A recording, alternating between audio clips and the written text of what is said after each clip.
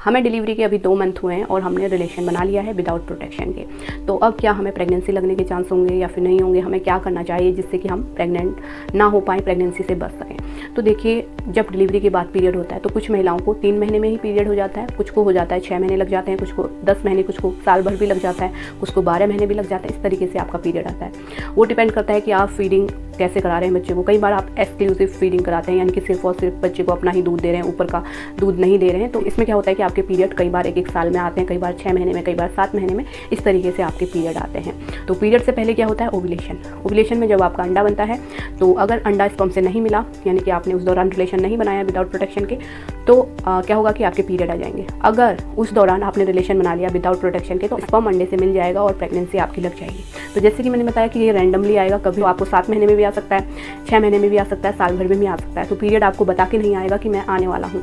तो आपको अवेयर रहना है, सतर्क रहना है। इसलिए ये वीडियो मैंने बनाई है आपके लिए। तो ज़्यादा से ज़्यादा शेयर करें और इसी तरीके से सपोर्ट करें, चैनल को सब्सक्राइब करें और नोटिफिकेशन बेल को भी दबाएं, जिससे कि वीडियो जो भी मैं आगे लाऊं उससे आपको हेल्प मिल सके। तो आपको ओव्यूलेशन डेट अभी पता नहीं है। जैसे नॉर्मली प्रेगनेंसी से पहले हमारा जब पीरियड आता था तो हमें एक डेट मालूम थी हमें ओव्यूलेशन की, कि भाई हमें पीरियड आता है 24 को, तो 14 दिन माइनस कर लेने हैं, वही हमारा ओव्यूलेशन डेट निकल के आता है। यानी कि ओव्यूलेशन पे हमने रिलेशन नहीं बनाना होता है। ये चीज़ सभी को पता होती है।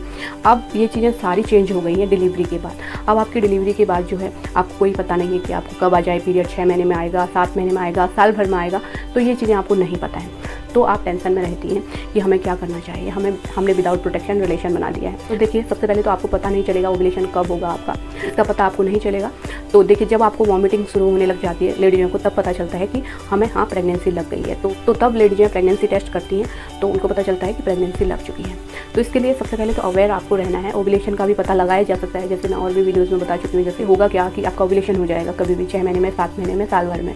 तो ओव्यूलेशन जब होगा, आपने उस दिन रिलेशन बना दिया, ये मान के चलते हैं, अब आपकी प्रेगनेंसी भी लग गई, 1 महीने की प्रेगनेंसी हो गई। अब आपको हो सकता है वॉमिटिंग शुरू हो जाए, 1.5 महीने में शुरू हो जाए, कई लड़कियों को 1.5 महीने में, कई को 1 महीने में शुरू हो जाते हैं। तो आपको इस टाइम पे अवेयर रहना है, नोटिस करनी है चीज़ें, है ना। कई बार इसको आपको हल्के में नहीं लेना है, थोड़ा गंभीरता से लेना है कि कहीं प्रेगनेंसी तो नहीं लग गई होगी। तो अगर आपको वॉमिटिंग होती है या जी मचलता है या जो तेज़ स्मेल वाली चीज़ें हैं उनसे आपको वॉमिटिंग फील होती है, तो आपको एक प्रेगनेंसी टेस्ट घर पे कर लेना चाहिए। घर पे करके आप मेरे को फ़ोटो भेज सकते हैं, फेसबुक पेज पे भेज सकते हैं फ़ोटो, है ना। तो वहाँ पे मैं बता दूँगी पॉजिटिव है या नेगेटिव है। कई लेडीज़ों को समझ में नहीं आता, हल्की लाइन आती है ना, तो वो कन्फ्यूजन आपका क्लियर हो जाएगा। तो अगर आपका पॉजिटिव आ जाता है तो वहाँ पर आपकी प्रेगनेंसी लग चुकी होगी।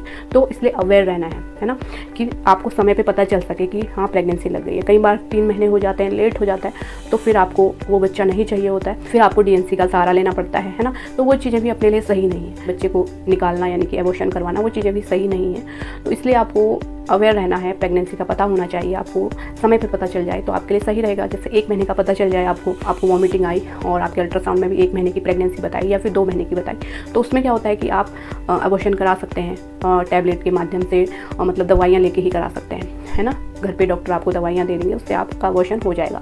लेकिन ज़्यादा समय हो जाता है, 3 महीना 4 महीना, तो वहाँ पे आपके लिए काफ़ी दिक्कत हो जाता है। तो इसलिए आपके अवेयरनेस के लिए मैं वीडियो लाते रहती हूँ। तो सपोर्ट कीजिए, चैनल को सब्सक्राइब कीजिए।